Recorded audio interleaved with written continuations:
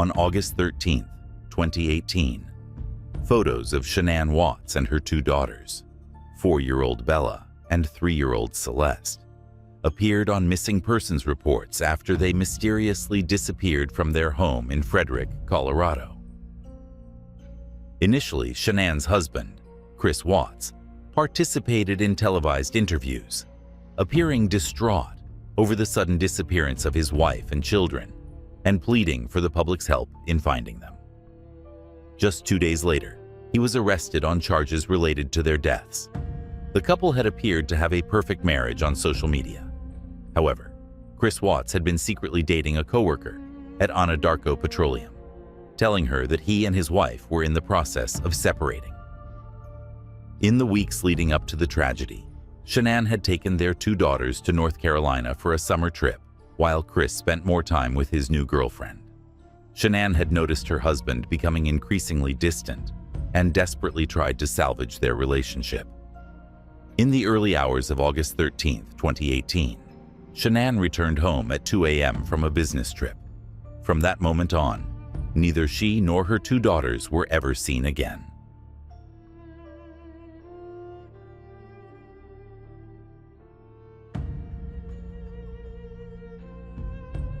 The fateful morning.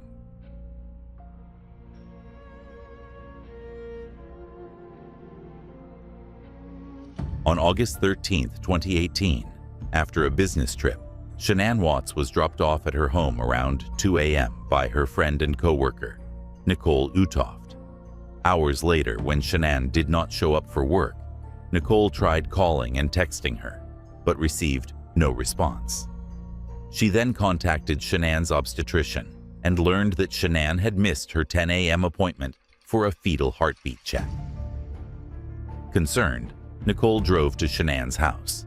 On her way, she called Chris, who claimed that Shanann had taken the kids to visit a friend, though he didn't provide a name. Alarmed, Nicole contacted the police. Police officers arrived at Shanann's home at nearly the same time as Nicole, around noon. They rang the doorbell, but received no answer. Circling the house, they found all the doors locked. Shanann's car was still in the garage. At that moment, Chris arrived home. Inside, police observed that the house appeared orderly, with no signs of disturbance, yet Shanann and her daughters were missing. Her keys, wallet, medication, and phone were still in the house, suggesting she hadn't planned to leave for long. The bed sheets on the master bed had been pulled to the floor, but there were no signs of a crime. A pillowcase had been discarded in the kitchen trash can.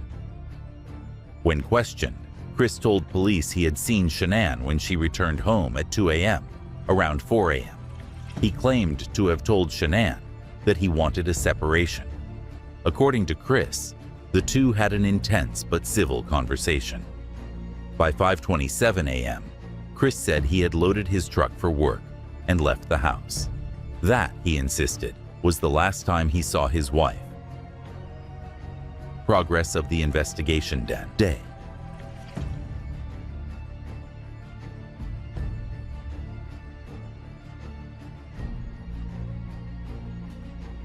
After Shanann had been missing for a day, the police officially declared her disappearance and sought the FBI's assistance. Chris Watts quickly became the primary suspect due to several suspicious actions. For instance, on the day his wife and daughters vanished, police discovered that Chris had contacted the girls' school to inform them that the children would not be returning for the upcoming school year. He had also made inquiries about selling the family home. Investigators questioned Chris's whereabouts during the time frame when his family disappeared. GPS data from his truck revealed that he had visited the Anadarko oil field where he worked. However, this discovery only deepened their investigation into Chris. On August 15, 2018, using a drone equipped with a camera, authorities found a piece of bedsheet at the Anadarko oil field, matching the pillowcase pattern left behind in the Watts home. That evening, Chris Watts was arrested on suspicion of murder and tampering with the bodies of his victims. He subsequently failed a polygraph test. After being allowed to speak with his father, Chris confessed to killing his wife and disclosed the location of the bodies.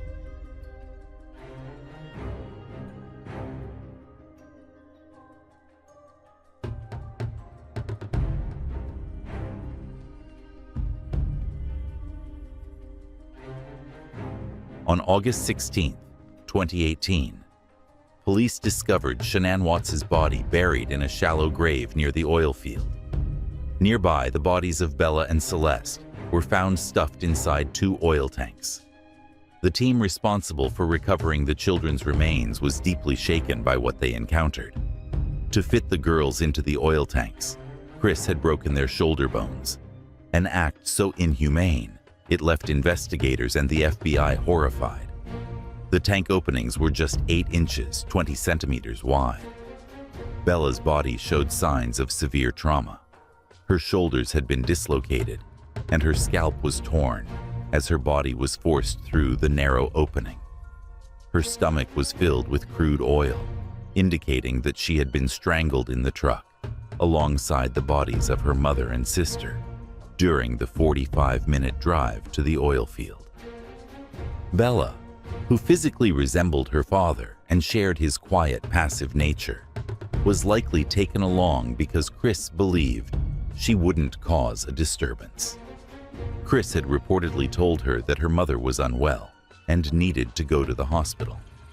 Surveillance footage from a neighbor's security camera captured the shadow of a child near the garage, suggesting Bella was still alive when Chris loaded the bodies into the truck. Autopsies revealed further horrifying details. Shanann, who was 16 weeks pregnant, had her uterus, umbilical cord, and fetus expelled from her body due to the pressure exerted when Chris strangled her and then wrapped her body in a blanket to transport it to the truck. Chris claimed that Shanann had killed their daughters in a fit of rage after learning he wanted a separation. He said he then killed her in anger upon discovering what she had done. However, police found no evidence to support his story or to indicate that Shanann had harmed her children. The brutality of the murders and Chris's attempt to shift blame left authorities and the public in shock, cementing his actions as one of the most horrifying cases of familial betrayal.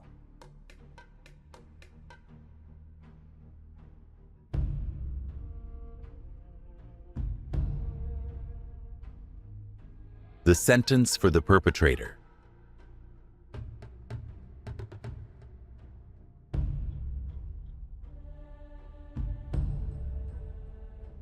On August 20th, 2018, the Weld County District Attorney's Office charged Chris Watts with 9 counts.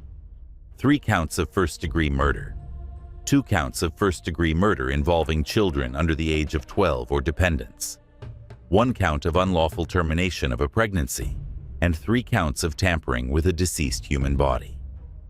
After nearly 2 months in custody, Chris Watts pleaded guilty to avoid the death penalty. He admitted to all charges and was sentenced to 3 consecutive life terms, 48 years for the unlawful termination of pregnancy, and 36 years for tampering with the victim's remains. On February 18, 2019, during an interview with Colorado law enforcement and prosecutors, attended by an FBI agent, Chris confessed to killing his 2 daughters. He detailed the events of the morning of August 13th, but he struggled to provide any meaningful explanation for his actions. The motive.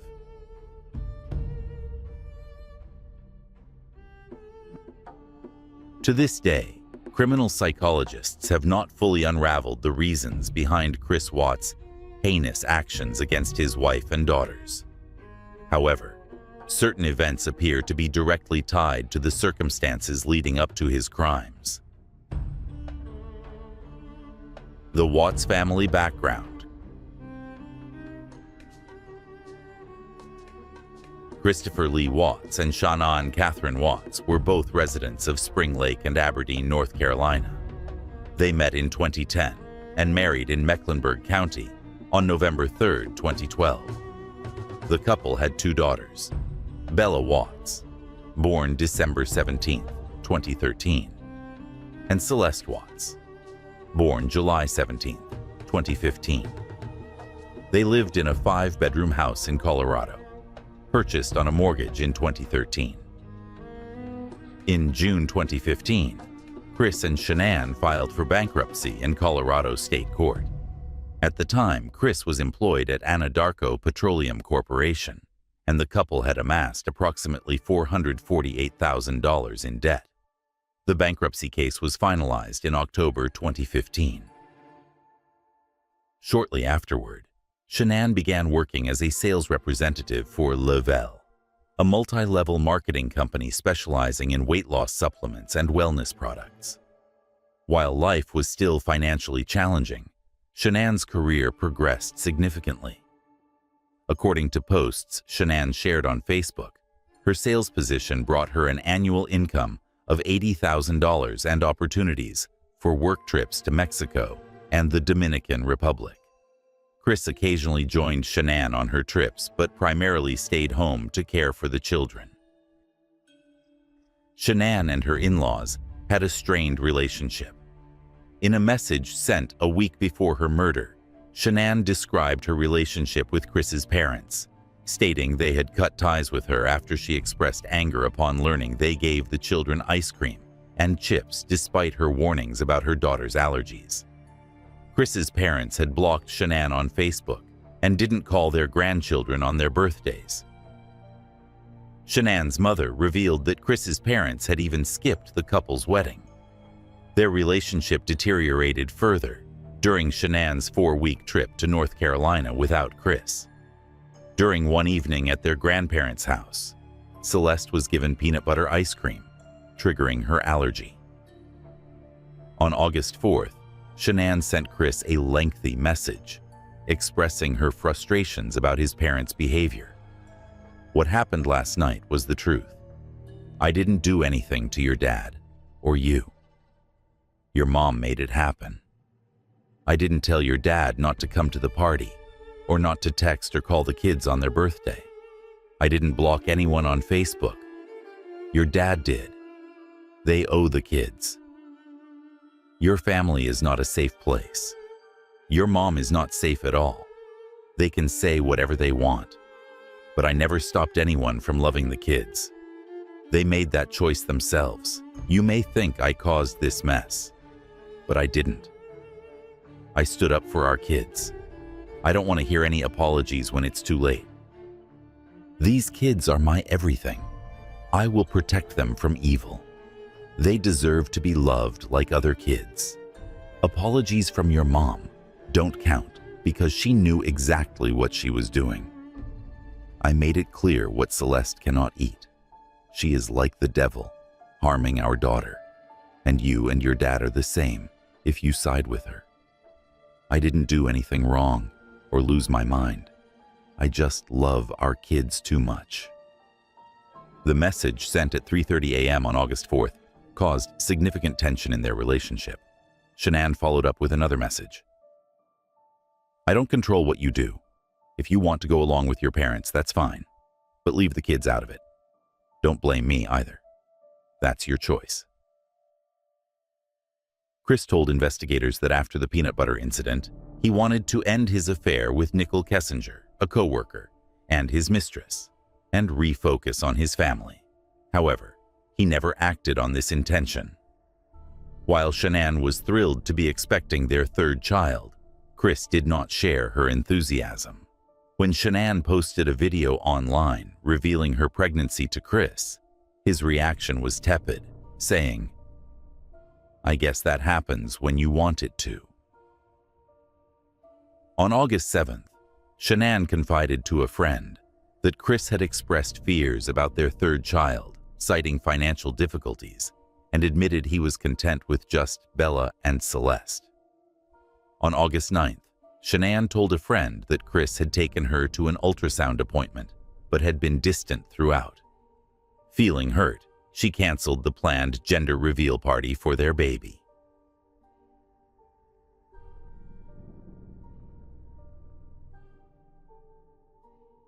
signs of a broken relationship.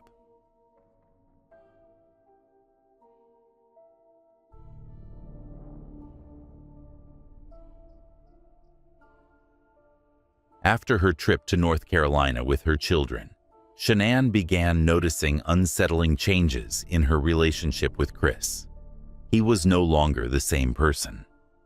On July 10th, Shanann appeared to sense something was wrong and messaged Chris, complaining that they no longer shared conversations as they used to, and he no longer seemed interested in talking to her. Shanann confided in a friend that Chris didn't want to touch or kiss her anymore and seemed like a completely different person. On August 4th, Shanann expressed anger and disappointment to her friend when the birthday party for their daughter Celeste was canceled, and the grandparents didn't even bother to call and wish their granddaughter a happy birthday. Shanann also noted that Chris showed no signs of missing hers during their time apart. Meanwhile, Chris was having an affair with his co-worker, Nicole Kessinger, and told her that he and Shanann were separated and planning to divorce. On July 4th, Kessinger told police that this was the first time she visited Chris's house. She claimed they met to plan diets and weight loss, and Chris invited her over, cooked lunch, and they ate together before she left. She said their serious dating relationship began in late June. However, Chris told a different story. He claimed to have woken up at Kessinger's house on the morning of July 4th after missing several calls from his wife. When he told Kessinger he needed to leave, she became upset, accusing him of treating her as the other woman and always prioritizing his wife. She suggested they shouldn't see each other anymore, but later called him back to her house. The first recorded phone call between Chris and Kessinger was on July 7th, exposing Chris's lies about the events of July 4th. He fabricated a story to make it appear he was still committed to his wife. Chris was deeply infatuated with Kessinger during the time Shanann and the children were in North Carolina. They went on frequent outings together, including a car museum visit on July 14th and a trip to the Great Sand Dunes National Park, where they camped on July 28th. Kessinger even sent Chris explicit photos, and Chris admitted that she made him feel pursued rather than the other way around. On July 30th, Chris gave Kessinger a love letter before heading back to his family for their summer vacation. The letter contained lyrics from Down to Earth by the band Through the Roots. On August 4th, while Chris was away, Kessinger spent 2 hours searching online for wedding dresses, as revealed by her phone data. It seemed they had promised each other a future together, including marriage and happiness. In a police interview after the murders, Kessinger claimed she had never pressured Chris or demanded he leave his family. She also said Chris never mentioned the events of August 13th to her. Late remorse.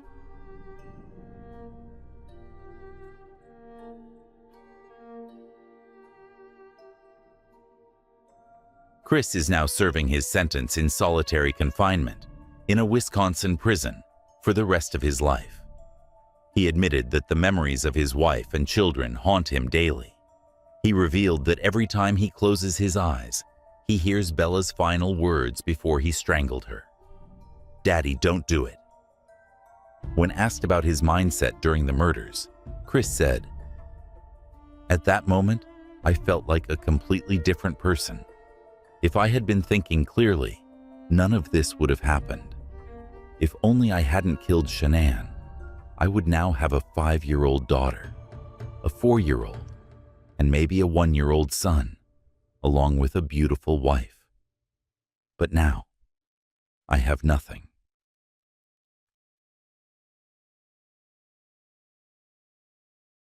Thank you for watching the video. Don't forget to like, subscribe, and share to support the channel. See you in the next video.